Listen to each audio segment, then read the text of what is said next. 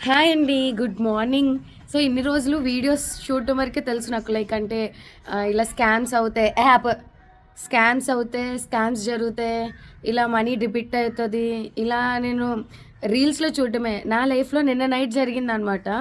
So, నాకు GPay ఏంటంటే business account. So, 630100 ఉంది కదా! అది బిజినెస్ అకౌంట్. దానికి కరూర వైశ్య బ్యాంక్ ఉందనమాట.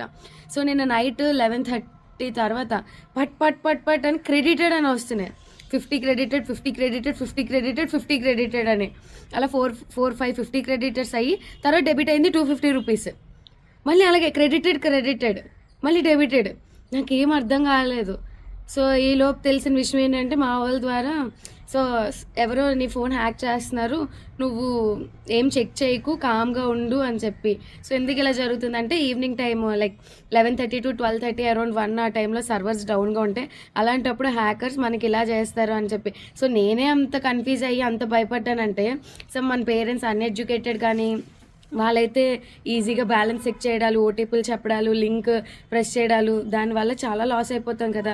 లిటరల్లీ చెప్తున్నాను.